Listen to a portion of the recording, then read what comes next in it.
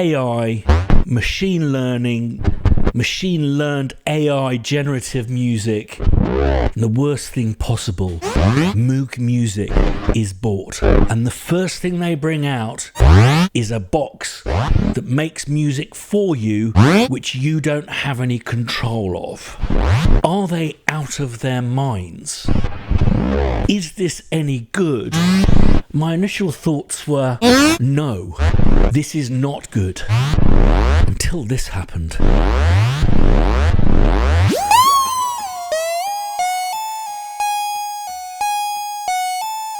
Moog Music, formed by Bob Moog, has always been something that I looked up to. This rare combination of a maverick spirit combined with the very best in the business and just that little bit of preposterous absurdity. Bob Moog died of some form of brain cancer, and typical to his style of business, the company became largely owned by, I think it's just over 60 employees who own 49% of Moog Music. So it was with a degree of distress when I heard it had been bought by a company who owns other brands such as Newmark, Alesis and M Audio.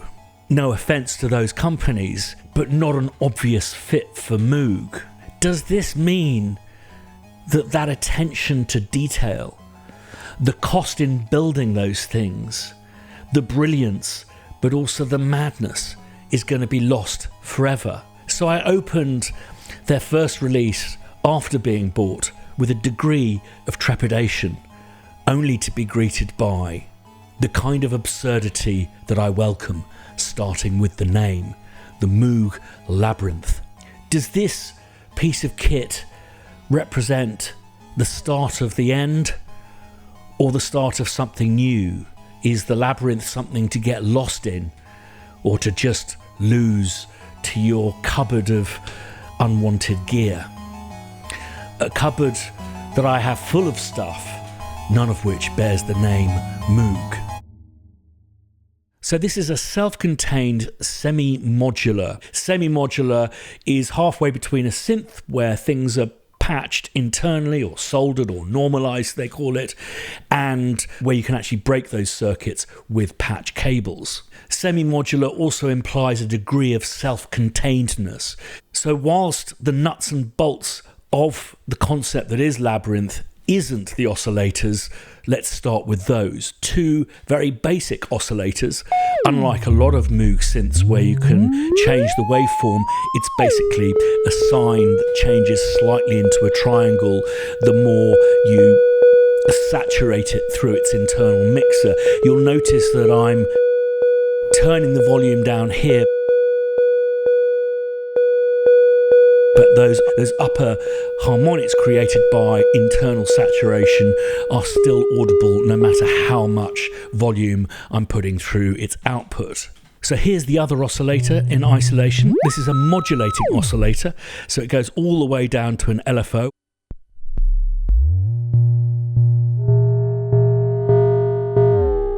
So when you dial them both in, the modulating oscillator modulates the first oscillator. And that can go from frequency modulation, which is when different harmonics are formed because of the oscillator being oscillated at kind of audio speeds, all the way down to massive pitch sweeps. It also has a noise generator with its own tone control.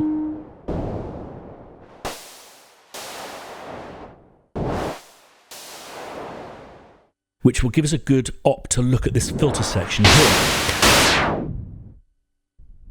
All the way down, low pass. All the way up, band pass.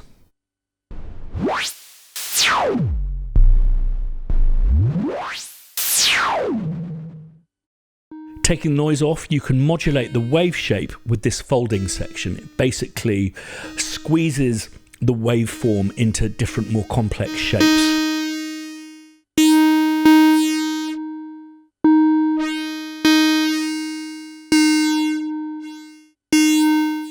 These two processing chains can work in parallel or side by side, independently of each other.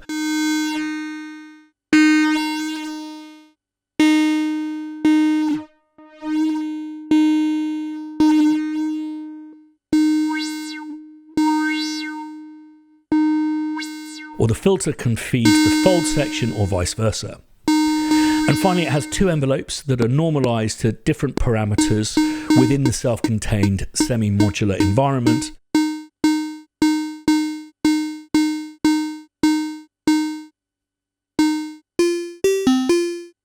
It's got a horrible power adapter in and a single mono out. I need to check if that is a balanced out. If anyone knows, please put it in the comments down below. So nothing really new here, but the really interesting part of this device is the sequencer, or rather two sequencers. These can work again in parallel, side by side, or can be chained together to give you a 16-step, or as they call it, bit sequencer. And these sequencers control on or off, which is how the on and off works is determined by the two envelope parameters or knobs, pitch, the notes that are being played, but also other stuff like the filter.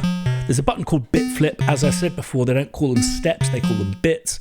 And by flipping a bit, you either turn it on or off. Now, if you switch the sequencer off, you can hit the advance button and actually program in what bits you want to trigger your oscillator.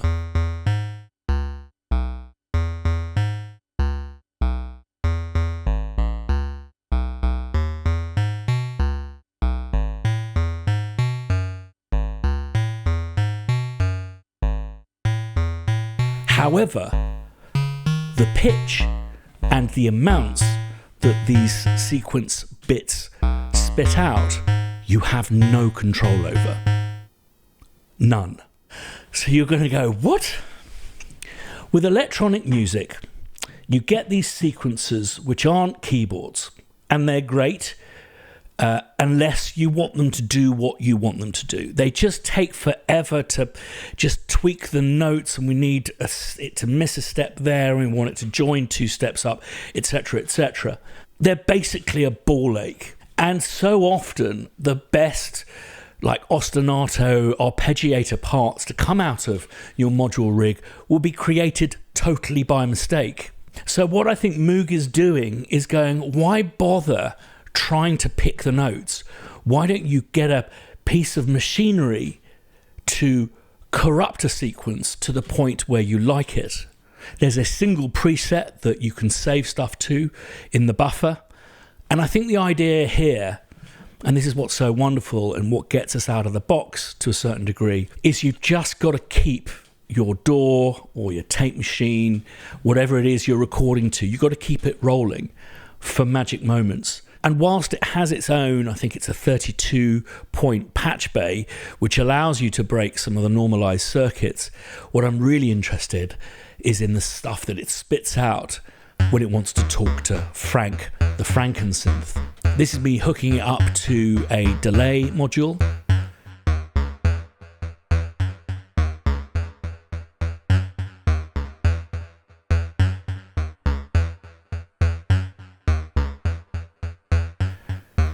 And now 2 HP pluck.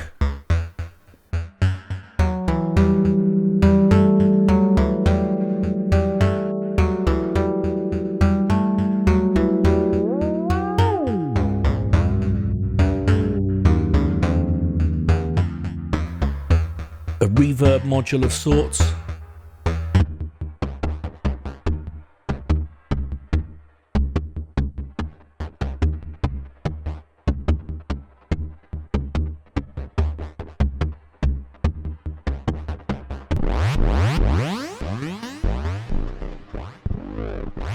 It's interesting, it's different, but is it any good?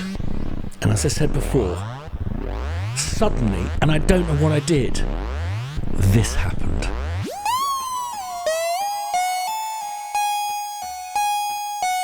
I don't know what I did.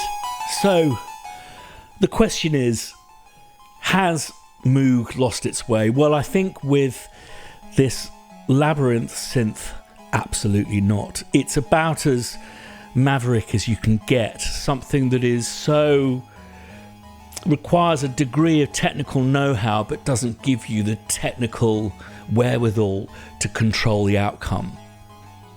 I love that I had an accident whilst doing this tech review that's going to form the inspiration for a composition I'll be doing for a tutorial for this channel, so do subscribe if you haven't done already.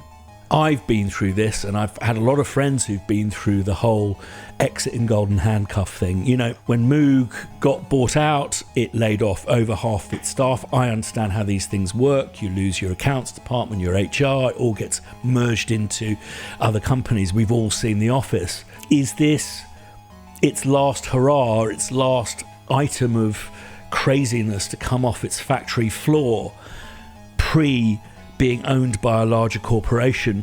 Or indeed is it the shape of things to come? Or at that point, when those 2-3 years down the line, investors are looking for a return on their investment, are Moog going to be encouraged to lessen the quality of the parts that they're using or the way these things are built, or indeed to really go out on a limb with something like Labyrinth, which I do think is called that because it's something to get lost in.